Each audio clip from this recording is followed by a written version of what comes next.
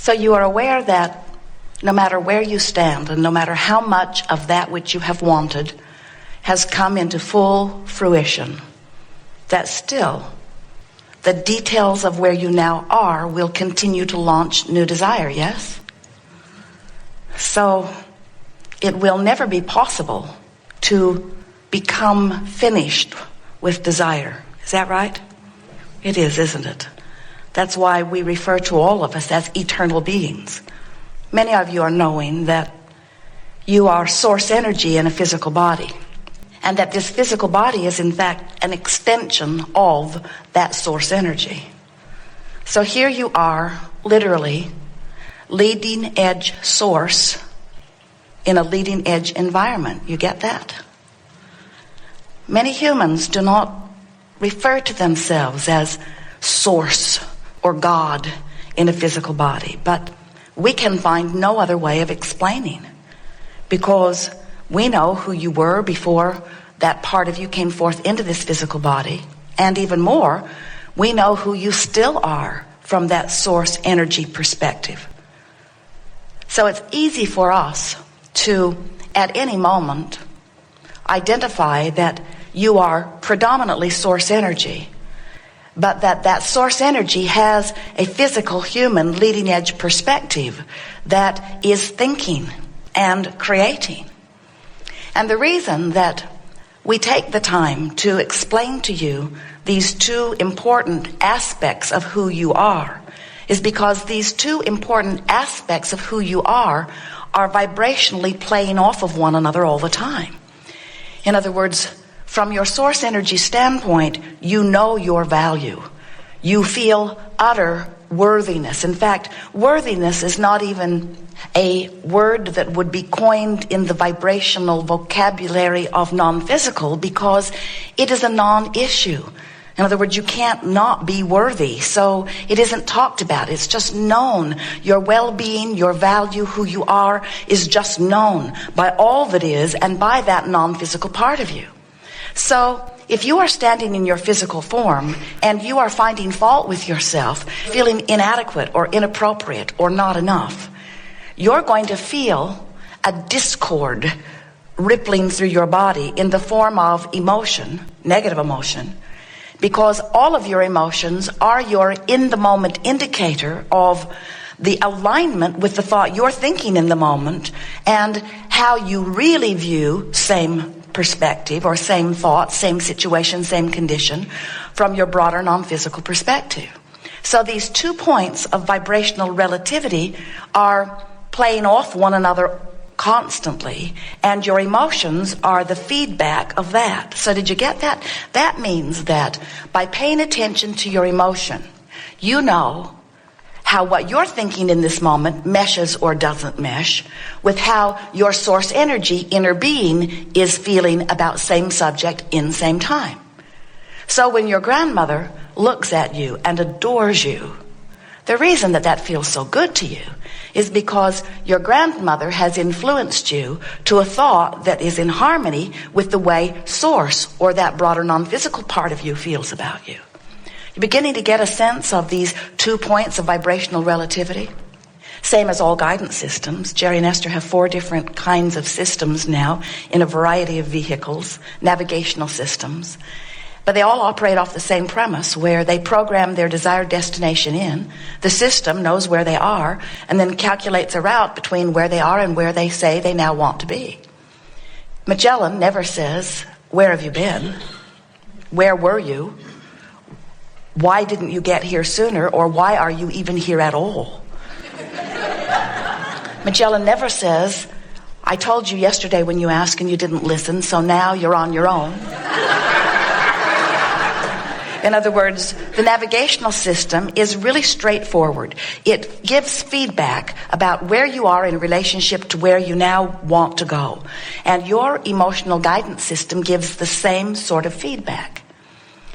But in order for you to trust it or to understand it or to be willing to listen to it, we think it might be helpful for you to understand how it is that it comes about. We want you to remember that you are confident, secure, non-physical energy. And you make the decision to come forth into this physical body. And you said, I really like the idea of coming forth on planet Earth in this leading edge time. I particularly, you said, we remember, we told you we would remind you, I particularly like the variety that is upon the planet. Because from this variety, I will be able to sift and sort and come to my own personal conclusions about what I prefer. Because you said, we said we would remind you, I am a creator going forth into a leading edge creative environment. And what could be better than variety from which I will choose? And then you said, and as things happen, which help me to know, don't like that, would like that better, don't like that, would like that better, really like that, would like more of that.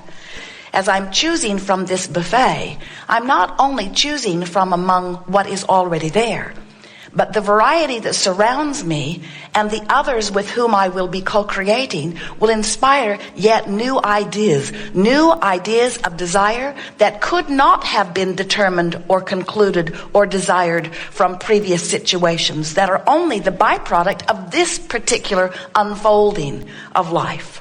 So you said, I'll go forth and I'll let the variety inspire me to the new idea. Now this is the part that we so want you to remember. Most of you don't remember it until we tell you. As we tell you, many of you begin to feel resonance with it. So the non-physical part of you said, all right, you'll go forth into your physical body, and the larger part of who you are will remain non-physical.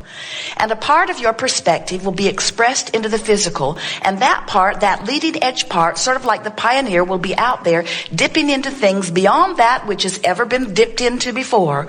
And as you are dipping into those new places, interacting with those new people under those new conditions, you will come, you leading edge part of that which is source energy, you will come to new leading edge conclusions, decisions about what you want. New preferences will be born within you. And here's the part we want you to remember. And when that preference is born, source energy part of you said, we will go completely to that new idea, and we will resonate totally with that new idea. We will literally, vibrationally become it. When you, from your physical format, come to a decision, clear or not clear, big or small, broad or narrow, when you come to a conclusion of something that you would prefer that is different than what currently is being lived by you, source energy becomes that immediately, moves fully into the thought of that. Now, how is that possible? Why can source energy become fully integrated with your new idea of desire when you can't do it that quickly? Because source has no resistance. Source is not beating the drum of I can't do it, I shouldn't do it, others might not like me to do it. Source in its purity, source in its knowledge of the ways the laws of the universe work. Source trusts your ability to know. Source knows that you are the leading edge one living the leading edge experience, and that if your leading edge life has caused you a leading edge desire, that it is a leading edge desire worth following. Isn't that nice to know? So now, what are you in your human form doing about your vibrational alignment with what you have asked for, with what you have become, with what source has joined you in? Where are you in relationship to that? In other words, life causes you to ask for more money, and source says, of course. But then when you beat the drum of I don't have enough money, how come I don't have more money? I'm so uncomfortable that I don't have enough money. I've never had enough money. That person over there has more money than they should have.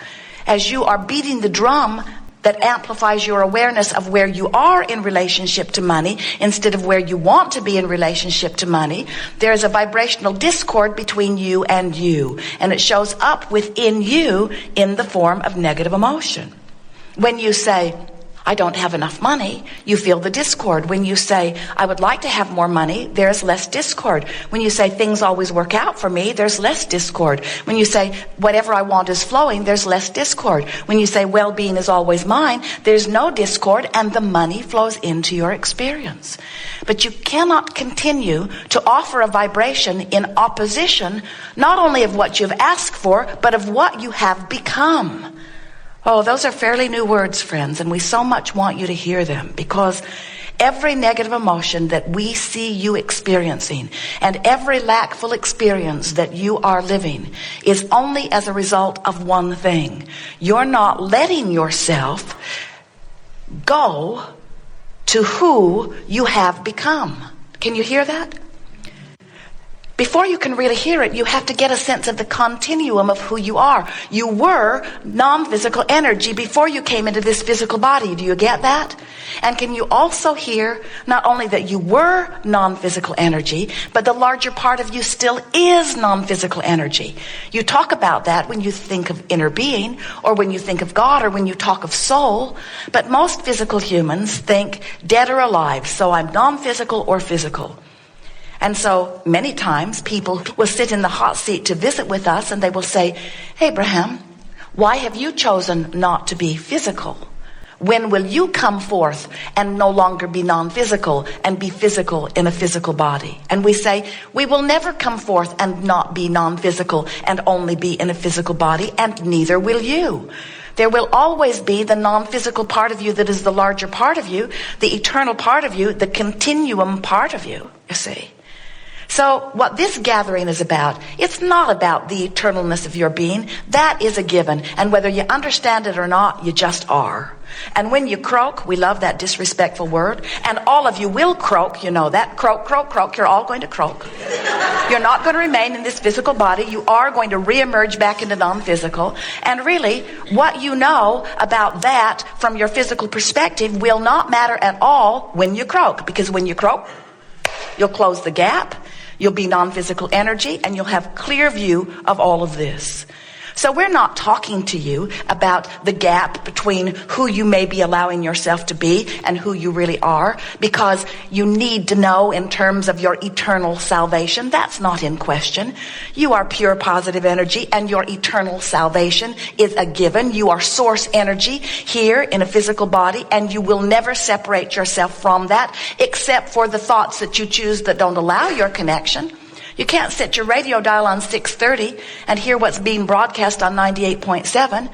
And you can't set your tuner on not enough money and have enough money. Or on I'm unworthy and feel worthy. Or on I'm not good enough. Or on things aren't going well for me. Or on I'm a victim. In other words, you just can't beat the drum of what you don't want and in that moment be a match to who you really are. But when you die, there is not death. But when you have that experience that you call death, when you withdraw your attention from your physical expression, you will reemerge back into non-physical, and that vibrational gap will be closed. There'll be no resistance within you, and you will be that source energy in completion that you have hoped that you would be.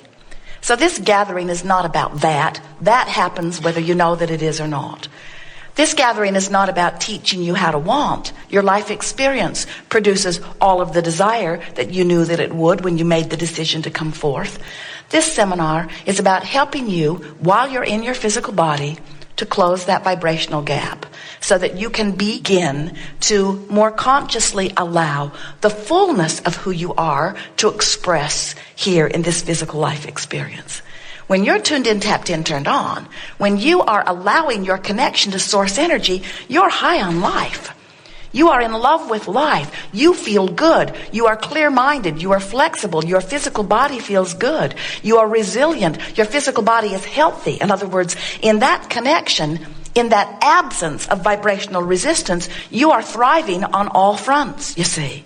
And that's what you intended when you came forth into this body. Not one of you ever said, all right, I'm source energy, and I'm going to go into an inferior physical body, and I'm going to deliberately find things to think about that hold me apart from who I really am, and I'm going to have a really miserable time. And in my misery, I will write books on tolerance and endurance. I will write books about being virtuous and valiant. I'll find all kinds of other people to join with me in their varieties of miserableness. And hopefully I'll be able, through my misery and suffering, to earn a better place in heaven when I die. And we say, well, that's a given, because when you die, that gap closes anyway. And you've had all that misery for nothing. Don't you think that's sad? All that misery for nothing.